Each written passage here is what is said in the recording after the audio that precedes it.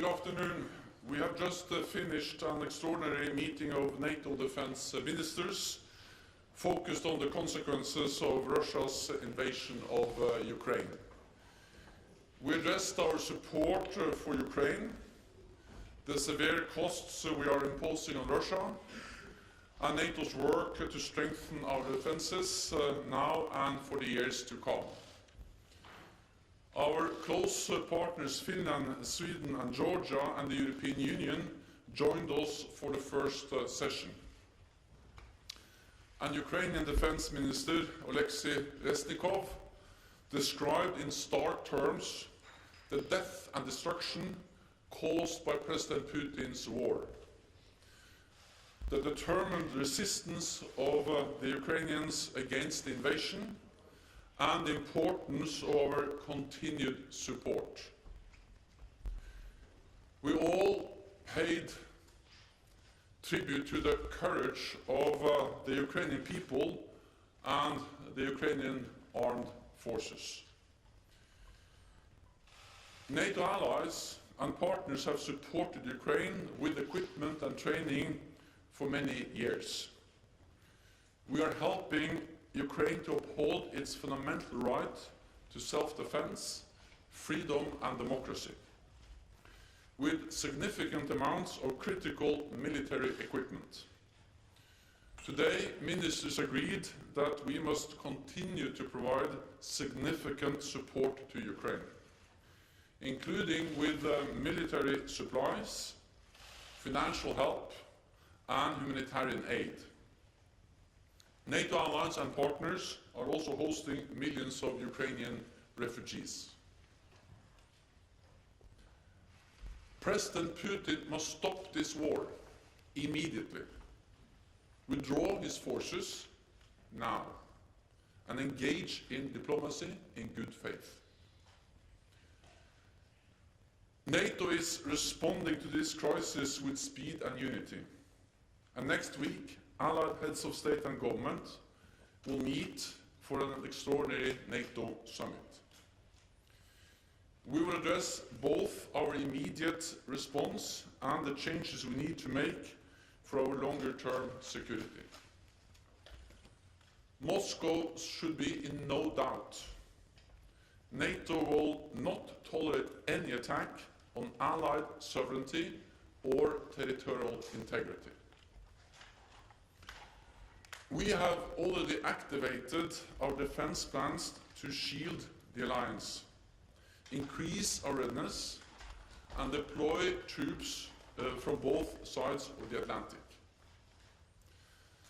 There are now hundreds of thousands of forces at heightened alert across the alliance, 100,000 US troops in Europe, and around 40,000 troops under direct NATO command, mostly in the eastern part of the alliance, backed by major air and naval power, as well as air defenses. But we face a new reality for our security, so we must reset our collective defense and deterrence for the longer term. Today, we tasked our military commanders to develop options across all domains: land, air, sea, cyber and space. On land, our new posture should include substantially more forces in the eastern part of the alliance, at higher readiness, with more pre-positioned equipment and supplies. In the air, more Allied air power and strengthened integrated air and missile defense. At sea, carrier strike groups, submarines, and significant numbers of combat ships on persistent basis. We will also consider the future of our cyber defenses and how best to draw on Allied space assets. We should also train and exercise more often and in greater numbers. Major increases to our deterrence and defense will require major investments. Allies need to invest a minimum of 2% of GDP on defense. And I welcome that allies such as Germany and Denmark have already made important announcements on more investments and faster timetables. We also need to spend more together. NATO common funding is the essential enabler that allows us to work together.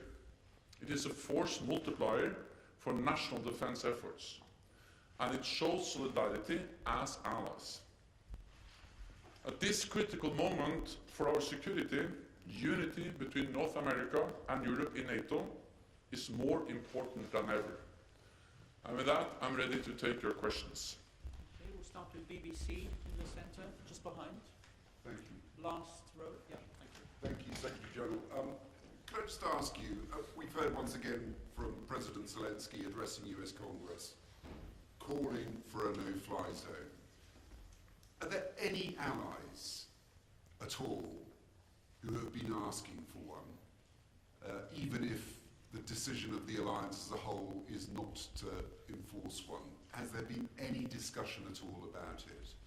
And the second question I have is just about Ukraine and its NATO membership. Do you believe that Ukraine has cooled towards its view of joining NATO as a negotiating tool with the hope of eventually reaching some kind of agreement with Russia?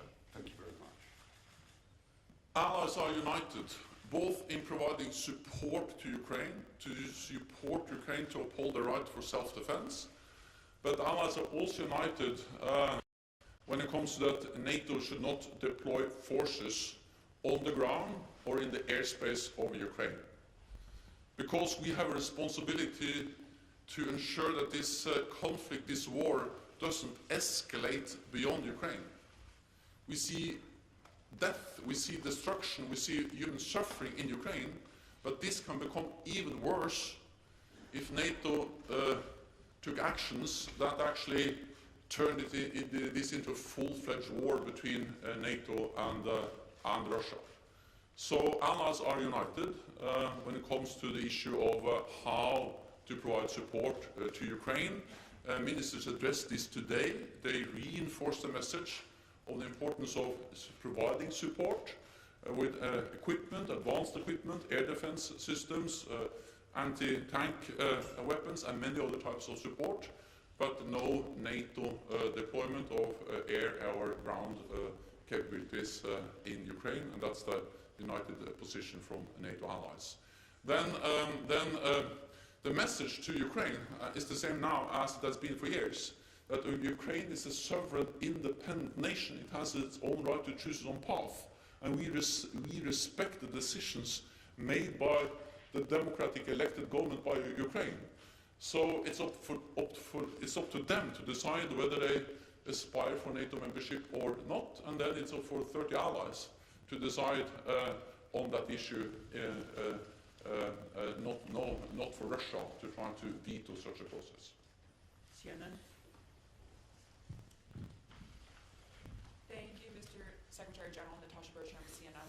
I'm wondering whether NATO has invited President Zelensky to participate in any way in the Leaders Summit next week, as Resnikov did in the Defense Ministerial today. And I'm also wondering if you could respond to the Polish proposal to send NATO forces into Ukraine on a so-called peacekeeping mission. Thanks. Also, what we need is peace in Ukraine, and therefore Russia and President Putin has to stop the war, withdraw its forces. We support all efforts to find a negotiated solution. We support all efforts to find a diplomatic solution. And of course we support and welcome the talks and negotiations which are now taking place between Ukraine and Russia. At the same time we support Ukraine because we know what they can achieve on the negotiating table is of course very closely linked to the situation on the battlefield. So I strongly also believe that one of the reasons why the Ukrainians also are saying that they have seen some steps in the right direction is because they have been able to fight back. they have been able to fight back against the invading Russian forces. So the courage, the determination, and the support from NATO allies to the Ukrainian armed forces is extremely important also when it comes to what they can achieve as part of the negotiated process with Russia. Again, of course, we support peace efforts. We call on Russia to and President Putin to withdraw its forces, but we have no plans of deploying NATO troops on the ground in Ukraine. Ryan? Secretary General, can you comment on Italy's role in this current crisis? And happy birthday for today. Thank you. I would very much like to comment on Italy's role. Italy is a highly valued NATO ally, a founding member, and Italy is contributing to our collective defense in many different ways.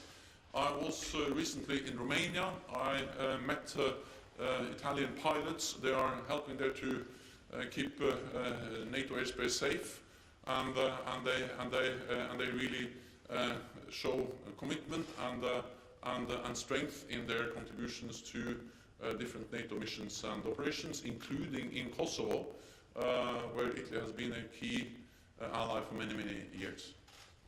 Financial Times? Yeah, gentleman with glasses.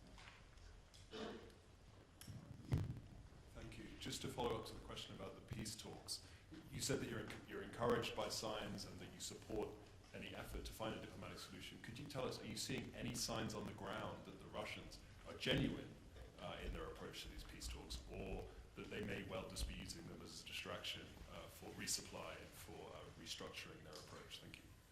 On the ground, we don't see any sign. And that's the reason why we also call on Russia to engage in these talks in good faith. And it's not for me to report from these talks. NATO are not part of those talks. These are talks between Ukraine and Russia. But I've just seen the reports coming out from those talks. I think it's very important not to speculate and not to prejudge or to preempt any outcome of these talks. But my message was in a way that it is obvious that what Ukraine can achieve around the negotiating table is very closely linked to the situation on the battleground.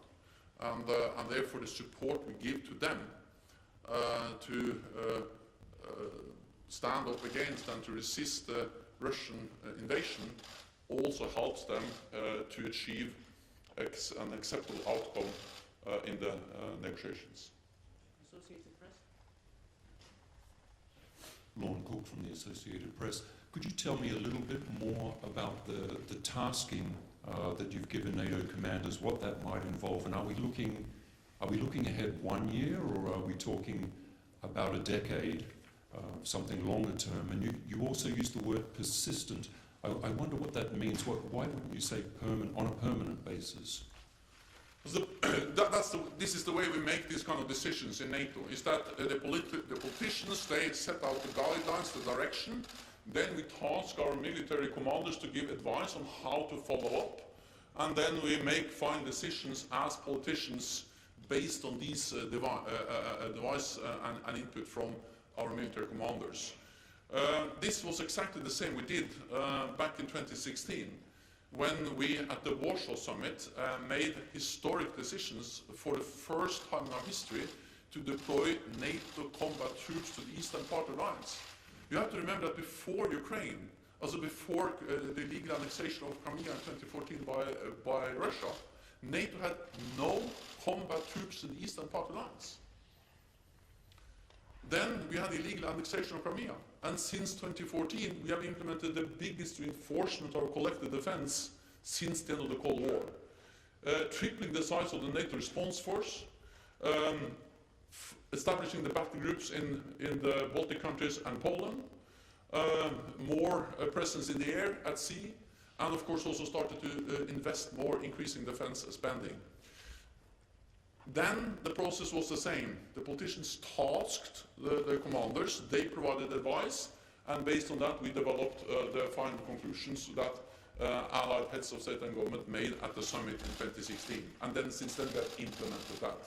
I foresee a similar process now. We have tasked the military commanders We will have their advice within weeks, and then my ambition is that heads of state and government, when they meet at the end of June, can make the decisions on significantly increased presence, reinforcing our deterrence and defense on land, at sea, and in the air. And of course, this will then depend on the input we get from the commanders, but also, of course, at the end of the day, it has to be a political decision by the leaders. So the decision I foresee within months, as meaning by the summit in June, then implementation will, of course, vary a bit depending on what kind of decisions we are going to make. Frankfurt Allgemeine, just behind us, just behind. Thomas Kutschka, Frankfurt Allgemeine Zeitung. Secretary General, is there anything in the NATO-Russia Founding Act that could restrict military planners and commanders when they work out these options for leaders? Thank you. So we will do what is necessary to make sure that there is no room for misunderstanding in Moscow, for miscalculation in Moscow about our commitment, readiness to protect and defend all allies, every inch of NATO territory. And the reason why we do that is not to provoke a conflict, but is to prevent the conflict.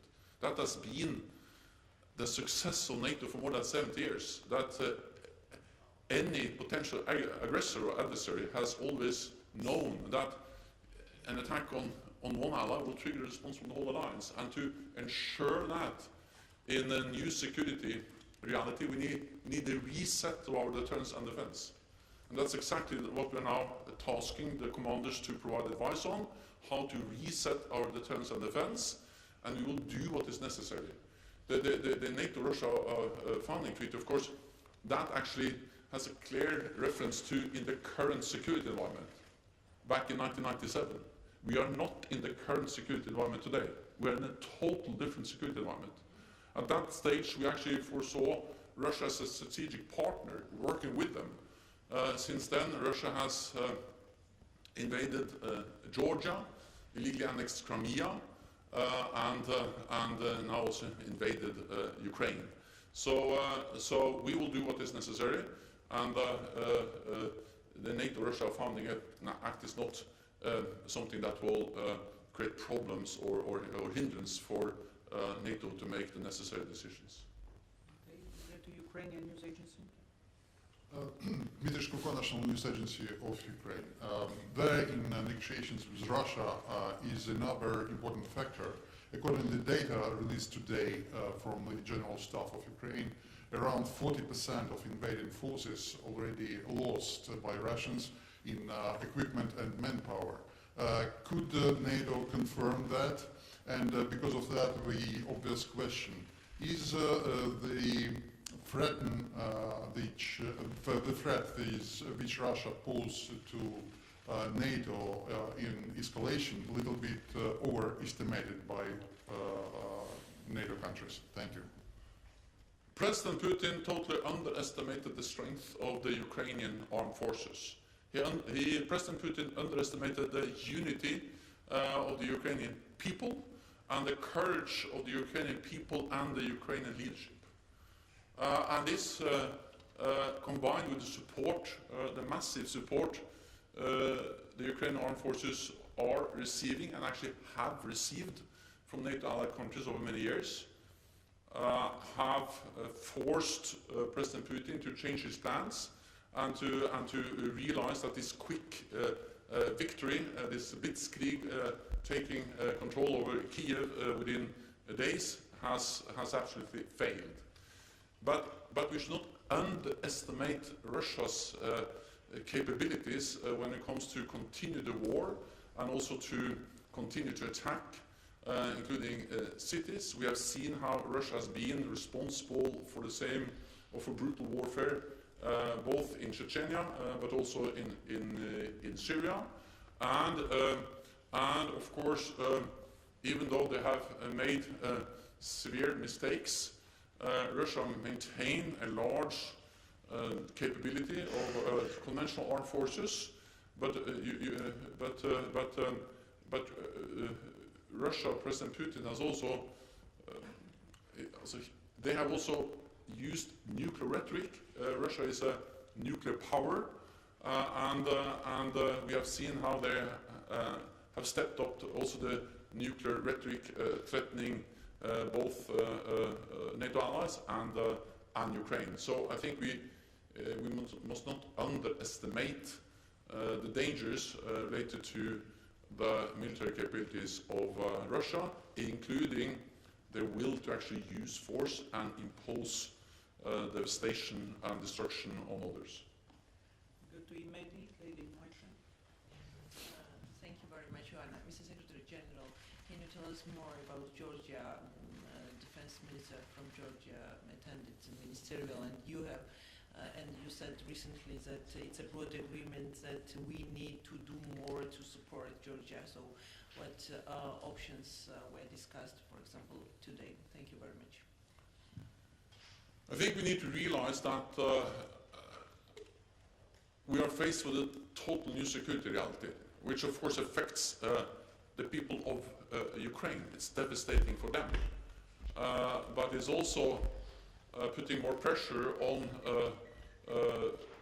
also those countries in our neighborhood who are not members of NATO, not members of EU, countries at risk. And Georgia is one of them. And the Georgian defense minister attended the meeting. All allies listened very carefully to his intervention, where he stated the challenges Georgia faces, being a country which has already seen the consequences of aggressive actions by Russia back in 2008, and other attempts by Russia to interfere in Georgian domestic affairs. So the message, one of the lessons we have to learn from what is going on in Ukraine today, is that we need to support these countries which are at risk now.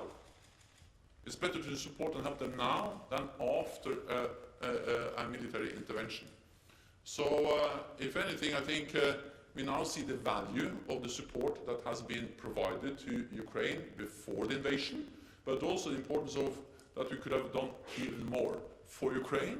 And then I think that the message for Georgia is that we should step up, provide more support, and send a message that we support the territorial integrity and sovereignty of Georgia, not only in words but also in deeds.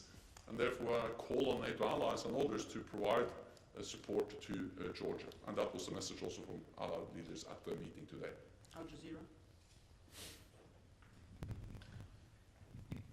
Secretary General, we're 21 days now into this conflict. Based on Russia's performance militarily so far and your current intelligence, can Russia win this war? I think we should all be careful speculating too much. What we have seen is the strength and the courage and the capabilities of the Ukrainian armed forces, which has impressed the whole world, and which has been able to slow down, to fight back against the invading Russian forces. I pay tribute to the Ukrainian forces and the Ukrainian people in the way they have been able to stand up against the invasion. But at the same time, Russia remains a formidable military power. They have many different types of weapons, and therefore I think it's too early to speculate about the outcome. What we need is Russia to stop the war, President Putin to withdraw its troops, and then to find a political solution. That's what I will say about that. Okay, we'll take the last question. Polish TV, lady in black and white there. I would like to go back to this special summit of NATO in upcoming week. Could you say what is the special reason to organize this summit, especially that on June we will have a regular NATO summit? So could you tell us more about this? Thank you. President Putin has underestimated Ukraine, the people of Ukraine and the armed forces of Ukraine and the political leadership of Ukraine. But President Putin has also underestimated NATO, because we reacted swiftly and unified in a way that has imposed severe costs on Russia. Together with partners, the European Union, NATO allies, have imposed unprecedented economic costs. We have provided and continue to provide essential support to the Ukrainian armed forces. Allies do that every day. And we are also increasing the presence of NATO in the eastern part of the alliance. So President Putin's aim was to divide NATO. What he gets is a more united NATO. He wanted to, in a way, to undermine the nation of Ukraine. He's actually strengthening the unity of Ukraine and the commitment to the Ukrainian nation by the Ukrainian people. And then he wanted less NATO on its borders. He's getting more NATO on its borders. So to do all this, we need to be coordinated, we need to consult, and therefore we, the day after invasion, we had a virtual NATO summit with all the NATO leaders, extraordinary NATO summit, and we will have an extraordinary NATO summit next week in person here in Brussels to continue to ensure that we are united, that we are closely aligned, and that we act together, both when it comes to providing support to Ukraine, when it comes to coordinating our efforts, when it comes to imposing costs on Russia, but also when it comes to taking the necessary decisions to ensure that we send a clear message to Russia about our credible deterrence and defense, both in the short term but also in the longer term, including by starting the work to reset NATO's deterrence and defense. Thank you very much. This concludes this press conference. Thank you.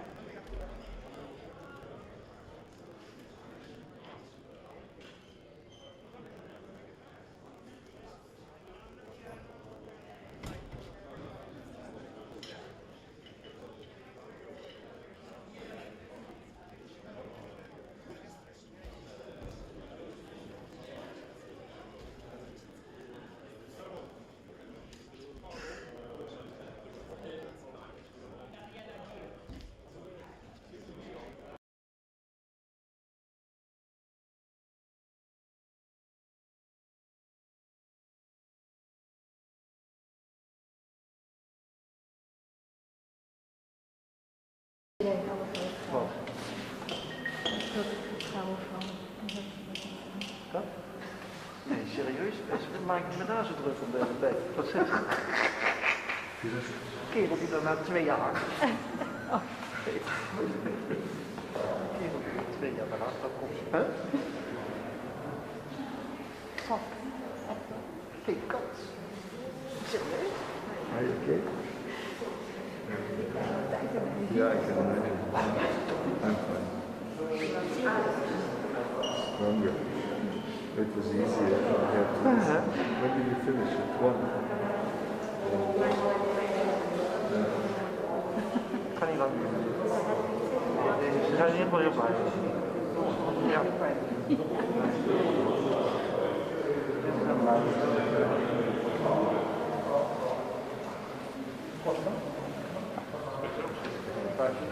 Ja. Je kost dat zo kunnen. Ja, voor jou. Maar sowieso de moeder in. Leg hier voor jou. Weet jij dat? Hè? Zo. Is het heel goed zo? Beter. Is een stuk beter. Zo beter.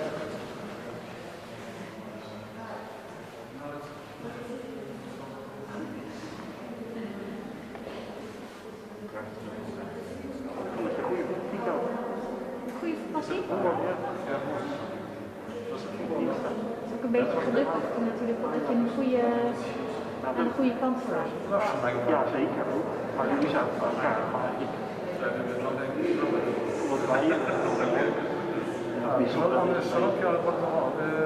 Maar het is ook net hoe je op dat moment bent. Ja. Dat weet je nooit. Ja, precies. Nee, ik was niet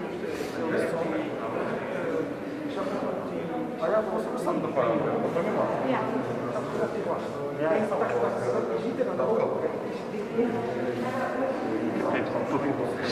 Hebben we bij ons hebben we 2 keer uitgegeven. Deze, die vond ik zelf niet zo mooi. En dan is deze er helemaal niet afgehaald. Dat snap ik niet. En dan die zijde. Nee, ik heb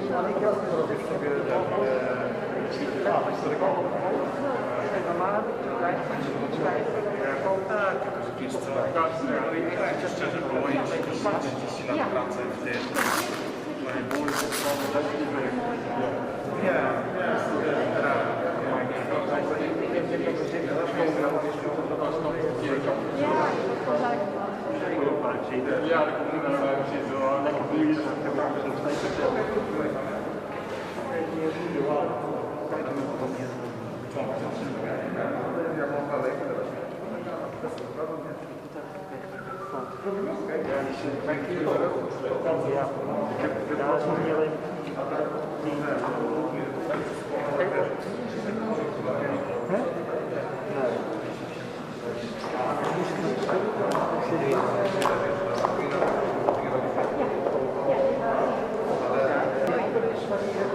Helemaal gedaan. Ja. Ja. Eigenlijk als die camera niet op dan heb je dus de sectie hier. Ja. Ja, ik